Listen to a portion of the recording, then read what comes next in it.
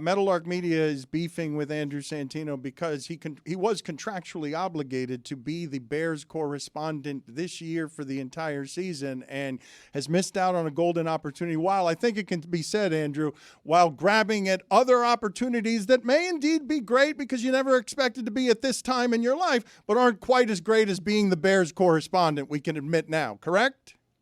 That's right, fake Cuban. I am here to make up for all the things that I screwed up before. I apologize, but I'm here now. Thank you for doing so. I do appreciate it. What has this Bears season been like for you in terms of where all your sports fandoms reside?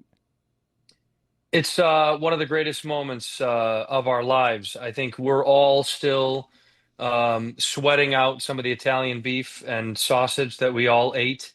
Uh, Watching the Bears do what they did to the Packers gives us hope that we can beat LA. We can beat LA, and I think we have a chance to go to the dance. But when is the last time you felt like you had a quarterback?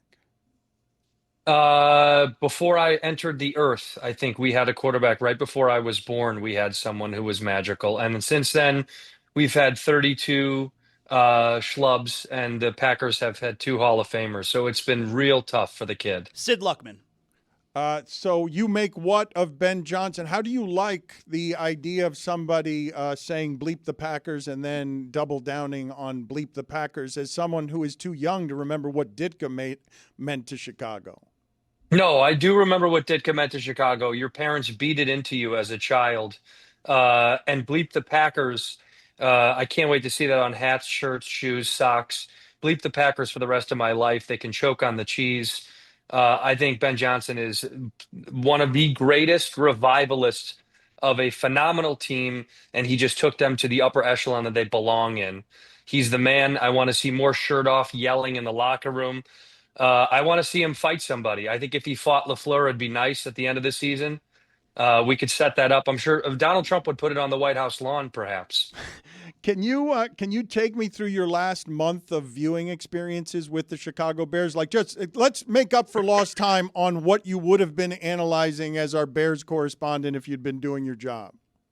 Well, if I wasn't getting paid by other entities and not getting paid by you, and I was here, the loss to the Lions the week prior was devastating, particularly because I think we're significantly a better team, and them stomping us weeks before was also terrible, and losing to San Francisco, didn't feel good at all. And I'm not a fan of Brock Purdy. I don't like his dances. Not a big fan of the dancing. I don't like the shuffling and all that. And then beating the Packers two times feels I don't know. I mean, beating the Packers one of the two times felt amazing, but the whole season was kind of an up and down and up and down. And then now I feel like we finally got what we deserve, which is a chance to show how actually good this team is. We got, I think, one of the best rookies I've ever seen in Loveland. I think that kid is unbelievable. And I mean, and honestly, Caleb's really showing up the last half of every game, which is fine to me as long as we get a W. So have you been surprised by that part of it, though? Because you're feeling how when you're down, you've had two statistical improbabilities of games that have no reason to be won one time in your lifetime, never mind twice in a month, the way that you beat the Packers. But in the middle of that, you also get your heart torn out living and dying with that Broncos game. Like there's never been a time like this for watching Bears football for you, correct? No, not even close. I mean, most of the time we by this time of the year, we're already tuned out. We're already checked out.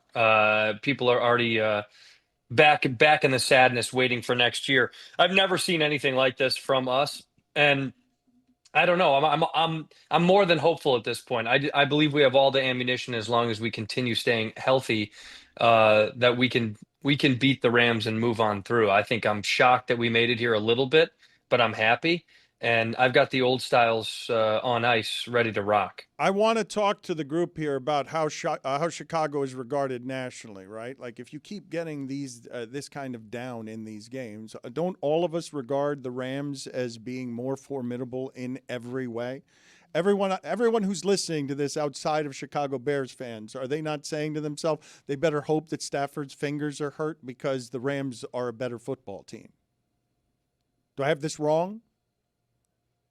I mean, I don't think the Rams are a better football team. I mean, I really don't. I think the Bears are just as competitive as them, and I think Stafford is a great quarterback, and I do hope his fingers are hurt. But I just still think the Bears have so much momentum right now, that I do think they are going to make a game of this. I'm sure, look, I know the Rams are slotted to probably win this game, but I don't know. I think the Bears have something special going on right now, and I think magic is in the air. Mike, can you tell me at your leisure what the point spread is in that game? I don't know what the point spread is in the football game, but I would like Santino's professional observation here. Zaslow has a question for you about the most recent Packers-Bears game. The Packers win or the Bears lose? What? The Packers win or the Bears lose? No, Bears win. Bears win. We all saw that go down. I think the spread is, I just looked on, I think it says DraftKings Sportsbook 3.5. 3.5 or 4.5. Yeah, 3.5. Yeah. I still think the Bears are going to pull this one out. I really do. And, I don't care what the stats say. I think something's going on. There's a fight going on in the studio. I like that. Bryant McKinney, former Hurricane. McKinney, yeah, former Hurricane. Do you have any opinions on that game? Do you care about college football?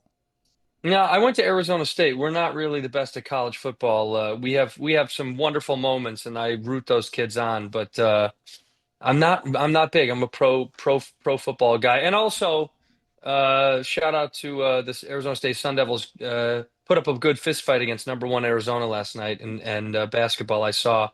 And not a bad showing to go against #1. We did okay. I should have mentioned this before. My apologies for not doing so. Whiskey Ginger, Bad Friends with Bobby Lee, No Bad Lies with Andrew Santino. Among the things that you're doing, Andrew, what is it that you enjoy the most? Golfing and playing with my dog, and yeah, golfing and playing with my dog. That's probably what I enjoy the most. I love all the gigs that I'm able to do, but I like to take some time down. I'm about to hop on a flight in a little bit and go to the East Coast and play a bunch of shows. So those will be very fun, but it's always nice to come home. But everything's been great. I mean, we're lining up a second season of No Bad Lies, the golf show. And Bobby Lee and I continue to berate each other and be rude, and he shoots his comedy special this weekend, so excited about that. But life is good as long as the Bears get another win at home. I'm going to feel real good. I wish I could be there. I'll be in New York. I'll be sitting in a dingy bar in New York watching quietly by myself. The No Bad Lies, I think we mentioned this last time. This is professional griftery by you, right? You just want to golf. People are always asking you to make content. So you just said, someone pay me to golf with people, and okay, I'll walk your 18. Yeah. That's not what this entire business is comprised of people just getting paid to do the thing that they actually want to do. I mean, you don't even like sports. I don't even know if people know that. This is just a little fun gig that you get to do because you like to be cued on camera with the microphone. I'm being accused of that this week. Well, people know that. This week, fake Cuban, fake sports fan. I'm being accused of nothing but grifting off of sports this week. Yeah. Well, and who cares? And those that can't grift, they just get jealous of us, and so we do what we must. I think golf has become a thing as I cascade into my 40s, the thing I want to spend a lot of time on because, Hollywood is a young man's game and no one really needs a ginger around that much anymore. So I might as well hit the links and have some fun and get paid. Don't get upset. I see them getting upset. Do you have any ginger? Well, he ginger. needs ginger tips. Can you want, I mean, the reason he's reacting is because he's with you. No one ever stands up for him. He's very lonely around here. Dan bullies me a lot. Yeah, but Dan bullies you because of his insecurities from his childhood. You know, when they would throw rocks at him in the schoolyard. That's a thing that he had to deal with, and he's pushing that on you. It has nothing to do with the tone of your skin or the color of your hair. You're still a better man with a bigger unit, and that's just something he's got to deal with. Really, Santino? Really? A bigger unit? Yes. A bigger unit. I can tell that Chris is packing heat, dude. That's why you stick him in that room. You're afraid. Look at that. Look at the stance. His back hurts from carrying that thing around all day. You can tell what that a day Chris, for me. You can tell that Chris is packing heat. Yes. Some men, the way they stand, you can always tell them. You can always see what their unit's like. And I think Le Batard is a small poke. I'm with that. I've always thought the forward same. poke. A poke. ridiculous accusation by you. We'd have no way of proving Small that. poke. Wildly unfair. Wanna have a unit off? Wildly unfair. Cubans do not have this reputation. I don't know where you gingers come off thinking that you're thicker, but that is not a thing. Not a thing. My friend, I've got a Coke can, and anytime you want to see it when we're off camera, I'll give you a little shot of it. Wow. This is descended I'm into like the Matt muck. Khalil. This is, look, the sewer this man works in. This is raunchy. You can't do this. You can't come on him. You can't come on. You can't come on a man's show. You cannot come on a man's show and say you're not packing heat. I've got a Coke can. You've got a small. It's not a thing you can do. It's disrespectful. I just did it.